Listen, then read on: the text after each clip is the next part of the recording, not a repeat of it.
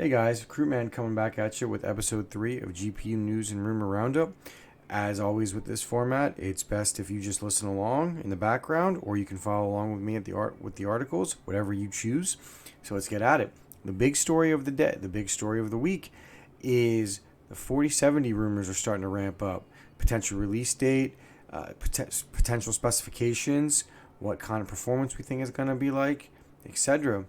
Then we've got a updated 4080 PCB potentially with a little bit of savings. Will that cost be passed on to us? Who knows?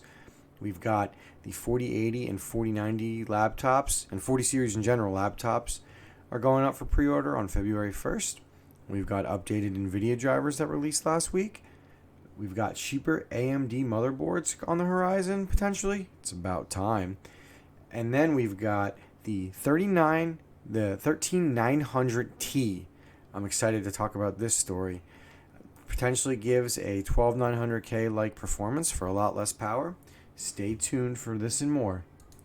Alright, so the first story I want to talk about is from WCCF Tech. nvidia preps mass production of 2 more AD104 Ada GPUs, possibly the RTX 4070 and the 4060 Ti. Quote, based on the information we received from our sources, it looks like NVIDIA will be producing 2 brand new GPU SKUs for the upcoming GeForce RTX 40 desktop lineup. These SKUs are based on the AD104 die. This is the same die that is used to power the recently introduced RTX 4070 Ti. And while that uses the fully enabled chip, these dies will be cut down quite significantly, end quote. Another excerpt from the article, quote, starting with the chips, we have the NVIDIA AD104-250 and the AD104-251. The die used for the RTX 4070 is the AD104-400A1. So you can guess how much of a cut down we might be getting. What's interesting is that the chip designation 250/251 makes it look both like it will be very similarly configured, though that has yet to be seen.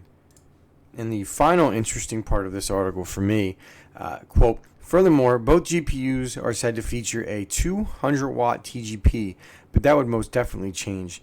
Now coming to the production plan. The AD104-250 GPU SKU will be the first to hit production in the second half of February, followed by the AD104-251 SKU, which will hit by the second half of March. There's no current shelf date mentioned for each card, but it's likely the second half of 2023, around Computex 2023. And so what does this all mean to you? Well, in my humble opinion, this is interesting because essentially the RTX 4070 is going to be a 4080 based on the leaks and from this article and what I've seen from Red Gaming Tech, as I've already talked about. So that means that you're going to have to price the 4070 at like, I don't know, I want to say 500 to 550, which obviously NVIDIA has been pricing their 40 series way higher than the previous 30 series. So what's going to happen then is the 4070 is going to join the likes of the 4070 Ti and the 4080 sitting on shelves because it represents a terrible value. Because frankly, why on earth would you buy a 4070 for, I don't know, let's say it's going to be 700 when you could buy a 3080 for 500 to 600, and that's not assuming prices don't go down. Now, prices for the 3080s have crept back up, but who's to say that they don't go down in the middle of summer, or around April when this card is rumored to launch? So, this could be another dud, but I guess we'll see. And also, the memory does not look as good as the 3080. Now, again, these are just rumors, and this is just my opinion. But so far, I'm not impressed. It looks like NVIDIA continues to be tone deaf to the market, and we'll see. They could prove me wrong. I mean, the 4090 was excellent value, but that was unique. I think if they would have released the 3080, if they would have released the 4080 first, they would have probably only charged $900 to $1,000 for that, and then the 4090 would have cost $2,000, and it would have been not the best value, although they probably could have gotten away with that because I think people like me were willing to consider paying $2,000 for a 4090 because some people just want to have the best GPU out there. Anyway, I digress. We will see what happens. So let's move on to the next bit of news. This one isn't quite as big of a deal, but there's basically a new 4090 board coming out, and this is from Video Cards. So, quote, the first rumors about the XX0-XX1 variant emerged last week with the updated 4070 non-TI specs.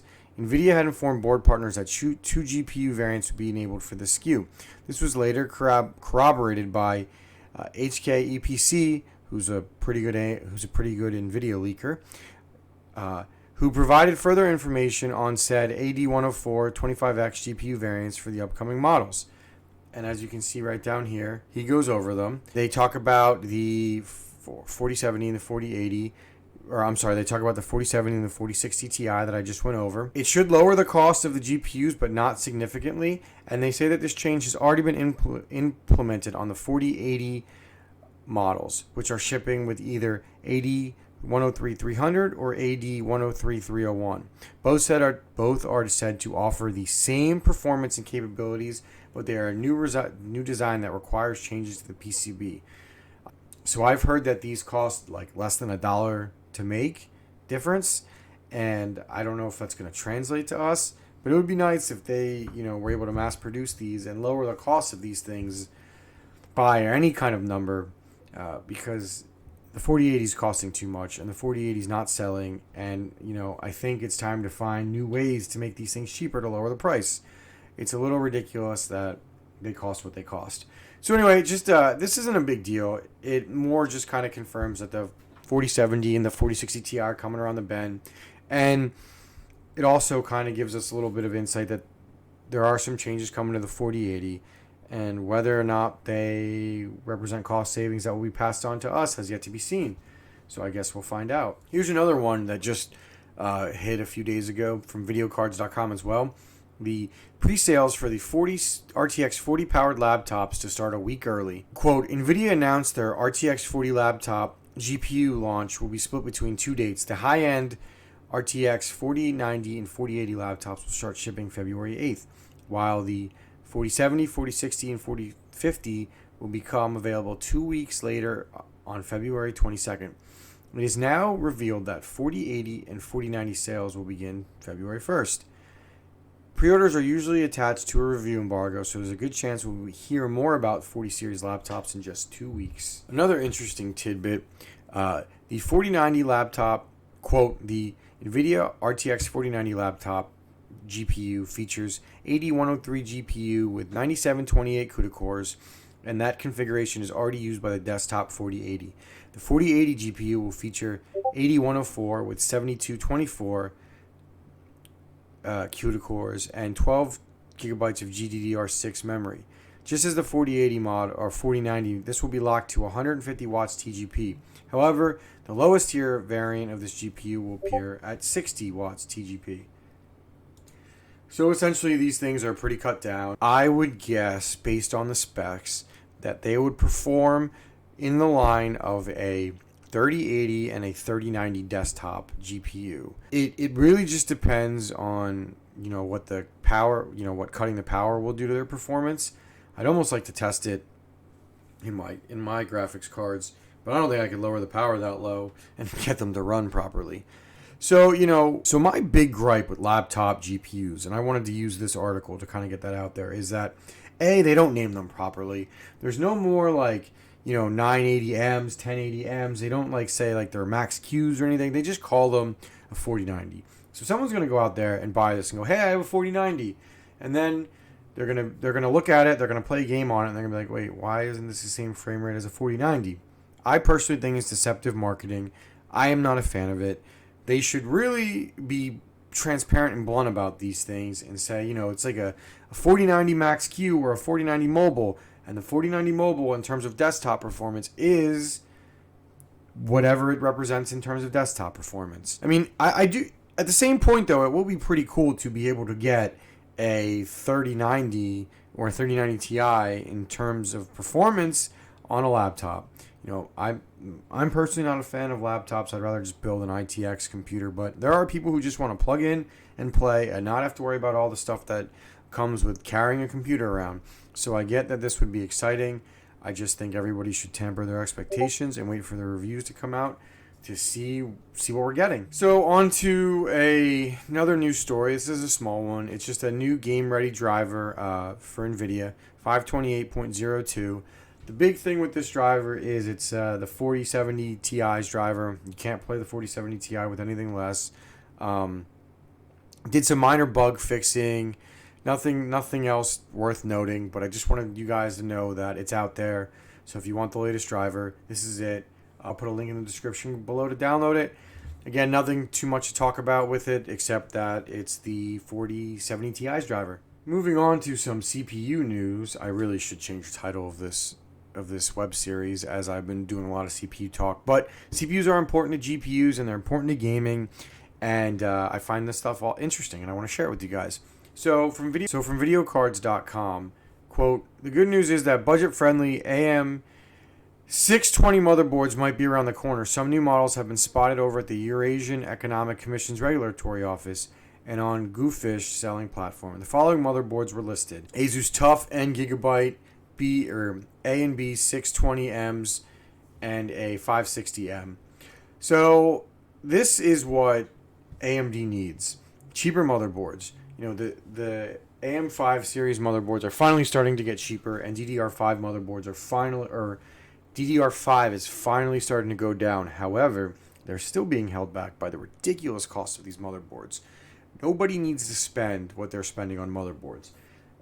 In my humble opinion, I don't think you should ever buy a new motherboard. I would buy used any day of the week, as you can save quite a bit, and you don't need 99% of the settings on motherboards. And it's also kind of ridiculous for these new high-end boards to charge $300 to $500 for settings and specs that have been out there for years. I think it's borderline highway robbery. And I personally won't be upgrading to the AM5 socket until the motherboard prices come down, or I can find a good deal on a used one, which I feel like should be happening soon, as early adopters might be getting buyer's remorse. But that's also not fair to early adopters, because you shouldn't be punished for wanting the latest tech by having to shell out a ton of money for motherboards. Anyway, I digress. So this is the story that I'm most excited to talk about. I love building things at lower power. I think it's ridiculous that to power a 4090 and the latest Intel or AMD CPU, you need over 1,000 watt power supply. This changes everything. The Core i9-13900T, the benchmarks show it's faster than the 12900K 125 watt performance at 35 watts. That is amazing. So this is from WCCF Tech.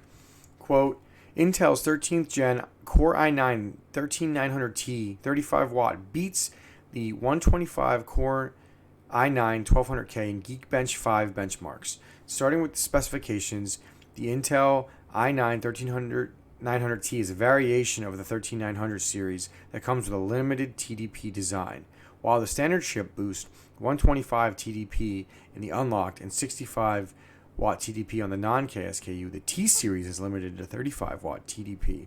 The unlocked CPU is rated for 235 watts, while the non-K is rated up to 219 watts, and while the T series is rated up to 160 watts, which is about half the power budget of its higher-end siblings.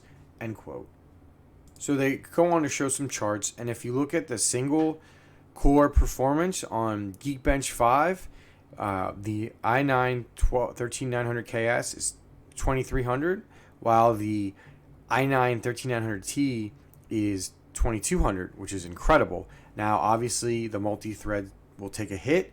It'll go from 26,000 all the way down to 17,300. So it's basically on par with the 12900K, which is incredible as far as efficiency. Now, for me, the big thing is I love small form factor PCs. I don't like getting huge power supplies.